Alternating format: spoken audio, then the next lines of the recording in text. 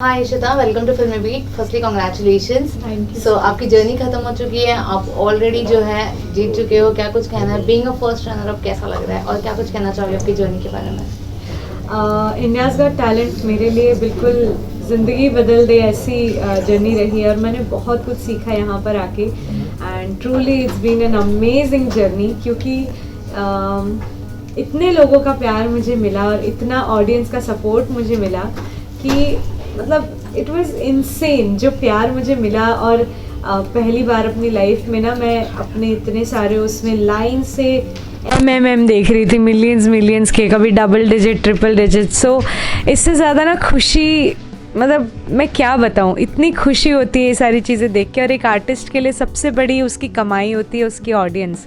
तो जो ऑडियंस का प्यार मैंने कमाया है IGT के थ्रू, इट वॉज़ वंडरफुल। और मैं जितना थैंक यू कहूँ, जितना मैं थैंकफुल रहूँ उतना कम है। ट्रॉफी के इतने नज़दीक आके कितना आपको बुरा उस वक्त महसूस हुआ जब भी आप मतलब जीत नहीं पाए, लेकिन आप फर्स्ट रनर अप रही? तो वो हल्का सा जो थोड़ा बहुत नंबर्स के फर्क रहेंगे, उससे थोड़ा सा निराशाजनक क्या आपको फील हुआ? थोड़ा डिसअपॉइंटमेंट है कि लाइक जीतते जीतते वो एक छोटी सी जो है रेस में आप थोड़ा पीछे रह गए? मैं जब इस शो पे आई थी, मैं बिल्कुल ऑनेस्टली कहूँगी, मेरा जीतना कभी भी गोल नहीं था। मेरा सबसे मेन गोल था कि मुझे बस एक मूव ऑन करना है लाइफ में। Move on in the sense कि पुरानी बातों को भुला कर नहीं, पर जैसे मैंने पापा को खोया था और मैं आई थी, लेकिन मेरे मन में ये था कि पापा को खोया है, उनके सपनों को और उनके संघर्ष को, उनके और मम्मी के बचपन से लेकर अब तक का जो परिश्रम रहा है उसको ज़ाया नहीं जाने देना है और उसके लिए मेहनत करना है। फिर रिज़ल्ट जो भी हो, वो जो भी आएगा, मैं बहुत हैप्पीली और स्माइल के साथ एक्सेप्ट करूँगी। और मैंने सेकंड भी एक्सपेक्ट नहीं किया था, बट इट वाज़ लवली जब मुझे मिला। और सबसे बड़ी कमाई मेरी ये रही है कि पूरे शो में कम से कम 5 से 6 बार लोगों ने मुझे हाईएस्ट वोट गेटर बनाया। सो ये मेरे लिए बहुत बहुत बहुत बड़ी बात थी, क्योंकि जब इस शो में आई थी, जब वोटिंग वगैरह शुरू हुई थी, तब मैं काफ़ी डर रही थी। तब मुझे बड़ा ही बुरा ऐसे लग रहा था जब मैं देखती थी कुछ ग्रुप्स में 30 लोग हैं, कुछ ग्रुप्स में 20 लोग हैं, 25 लोग हैं। ऑफ कोर्स उनके वोट्स तो कितने ज़्यादा होंगे और हम 2 लोग बेचारे हमारे घर में तो हम कितने वोट दे पाएंगे खुद को। बट जब रिज़ल्ट्स आए तो लगातार हर एपिसोड में कंटिन्यूसली मेरी सबसे हाईएस्ट हमेशा नंबर 1 वोटिंग पे रही मैं। तो ये जो लोगों का प्यार मुझसे जुड़ा है, ये जो लोगों का साथ मेरे साथ बढ़ा है, जबकि कहीं ना कहीं ये सारे वो लोग हैं जिनसे मैं कभी मिली भी नहीं हूँ, पर मेरे साथ इतना प्यार रखना, मुझे इतने खुले मन से लोगों ने एक्सेप्ट किया और इतना साथ दिया जैसे मैं उन्हीं की बेटी हूँ, उन्हीं की बहन हूँ, या उन्हीं के परिवार के एक सदस्य हूँ। इतना प्यार मुझे दिया, ये सच में मेरे लिए ना बहुत ही बड़े सौभाग्य की भी बात है। और जहाँ तक बात रही विनर या रनर बनने की, तो मुझे ऐसा लगता है it's all part and parcel of a life, या फिर इस जर्नी का ये एक छोटा सा हिस्सा था। जो असली कहानी है वो तो जर्नी थी और वो ऑडियंस था। मैंने लोगों के दिल जीते, वो मेरे लिए ज़्यादा बड़ी कमाई है। एंड सफ़र तो आप ऑलरेडी बता चुके कि आपकी जर्नी कैसी रही, लेकिन इसी बीच में अगर अब आप देखते हो, जब आपने ऑडिशन दिया था तब से लेके जो स्ट्रगल आपका था, क्या आपको वाकई लगता है कि अब वो स्ट्रगल आपका ख़त्म हो चुका है या अब आपका असली स्ट्रगल स्टार्ट हो रहा है? क्या कुछ कहना चाहोगे अपनी स्ट्रगल लाइफ पर? मैं ये मानती हूँ, बिकॉज़ मैंने बहुत सारी चीज़ें लाइफ में देखी है और लाइफ ना ECG मशीन की तरह होती है, ऊपर नीचे चल रही है, that means you are living, जिंदा है इंसान। सीधी हो गई तो फिर कोई बात ही नहीं है। तो अच्छा है कि लाइफ में अप्स एंड डाउन्स हैं और रहने चाहिए, तभी ऐसा लगता है कि ये ज़िंदगी है, ये लाइफ है। और एक चीज़ जिस पे मैं विश्वास रखती हूँ, विश्वास इन द सेंस कि ये सच है and people should accept this, कि जब तक जीवन है तब तक संघर्ष है।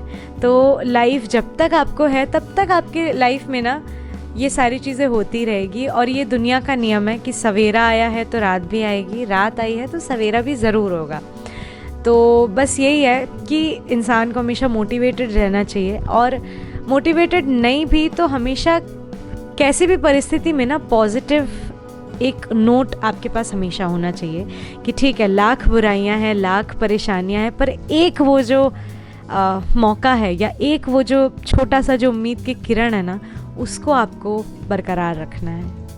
अगर मैं आपसे पूछूं कि आप किसको ऐसा विनर देखती हैं या फिर आपको चाहिए था हम्म, कि वो शख्स जीते, तो ऐसा कौन सा शख्स है जिसको आप मानती थी कि यार इसके चांसेस ज़्यादा है या फिर ये डिजर्विंग ज़्यादा है और इसे ज़्यादा वाकई में ज़रूरत है? करेक्ट।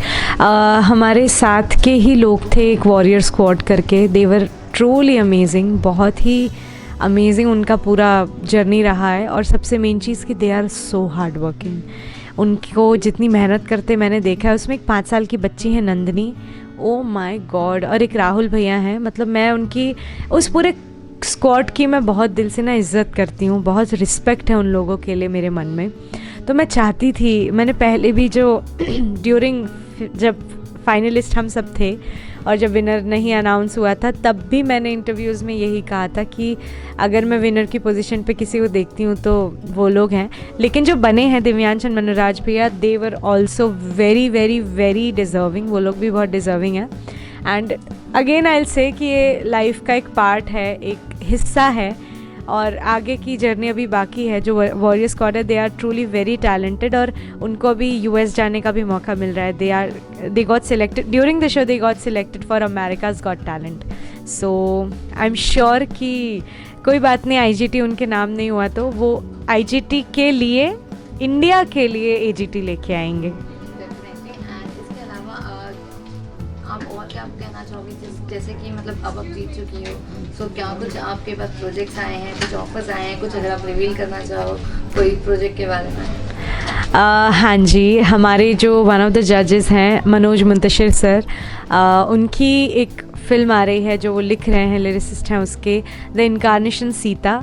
और कंगना रनौत जी की ये मूवी है, अलौकिक देसाई जी का डायरेक्शन है। इसके लिए प्लेबैक करने वाली हूँ मैं, और अभी हमारा नेक्स्ट मंथ उसके ऊपर पूरा वर्क शुरू होने वाला है। सो आई जस्ट वांट कि ये जो भी मेरे वेल विशर्स हैं, जो भी पूरी ऑडियंस है, सभी मुझे जितना प्यार अभी तक देते आए हैं वो आगे भी दें, और हमारी फ़िल्म को, और आगे जो अब मैं ये नया सफ़र शुरू करने जा रही हूँ उसमें भी ऐसे ही मेरा साथ दीजिएगा। कंगना के लिए तो आप डेब्यू तो आपका बॉलीवुड में हो रहा है, Yes. कंगना के लिए आप गाना गा रही हैं, लेकिन ऐसी कौन सी और एक्ट्रेस है जो आपकी फेवरेट है, जिसको आपको मतलब ड्रीम है कि आपको इस शख्स के लिए आपकी आवाज़ देनी है, गाना गाना है, तो ऐसी कौन सी एक्ट्रेस है जिसके लिए आप देना चाहोगे? मैं सच कहूँ, it's like a dream come true moment for me, क्योंकि मैं बताती हूँ, आज से 3 साल पहले जब मैंने मणिकर्णिका का देखी थी, तब मतलब कंगना रनौत जी को देख के ही मैंने अपना माइंडसेट बनाया था, और मैंने सोचा था कि यार काश आई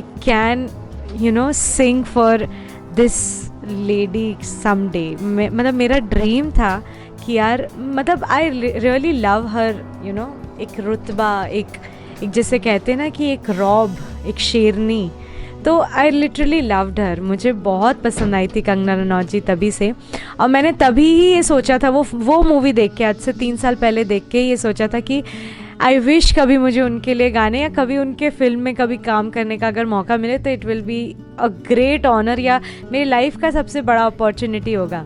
तो इसलिए this was true, it was a dream come true moment for me, और IGT का सबसे बड़ा तोहफा ही मेरे लिए सीता मूवी है। इसके अलावा अगर आपका जॉनर कुछ फेवरेट, तो सिंगिंग में कौन सा जॉनर है जो आपको काफ़ी पसंद है और आप चाहती हो कि उसी में आप आगे बढ़े? मैंने बचपन से, बहुत छोटी उम्र से क्लासिकल सीखा है, सेमी क्लासिकल वगैरह मैं काफ़ी गाती हूँ, लेकिन IGT पे आकर ना मुझे अपने खुद के बारे में भी बहुत सारी नई चीज़ें पता चली, जैसे काफ़ी वर्सेटैलिटी हमने इस शो पे देखी। मैंने कैबरे ट्राई किया है, आशा जी वगैरह का पेपी सॉन्ग्स वगैरह ट्राई किए हैं, गोविंदा जी वगैरह के नंबर्स ट्राई किए हैं। फिर एक मेरा परफॉर्मेंस था जिसमें काहे छेड़ छेड़ मोहे से जंप था 1 2 3, मतलब प्रॉपर बॉलीवुड नंबर पे। सो बहुत सारी चीज़ें जो मैंने शो पे आके सीखी, तो एक चीज़ जो मैंने समझी या मैंने पाई, आज के समय में, आज के ज़माने में वर्सेटैलिटी इज़ वेरी इंपॉर्टेंट किसी भी सिंगर के लिए। अगर आप वर्सेटाइल हो, अगर आप हर तरह के नहीं तो एटलीस्ट कुछ गिनती के अगर आप ट्राई कर सकते हो, कर पाते हो, then you should work hard for your versatility, और उसमें आगे बढ़ना चाहिए। एक गाना जिसके शब्द भी ऐसे हैं, मैं आप सबको डेडिकेट करना चाहूँगी। ना वो अखियाँ रूहानी कहीं, ना वो चेहरा नूरानी कहीं, कहीं दिल वाली बातें भी ना, ना वो सजरी जवानी कहीं। जग घूमे आ थारे जैसा ना कोई, जग घूमे आ थारे जैसा ना कोई, जग घूमे आ थारे जैसा ना कोई, जग घूमे आ थारे जैसा ना कोई।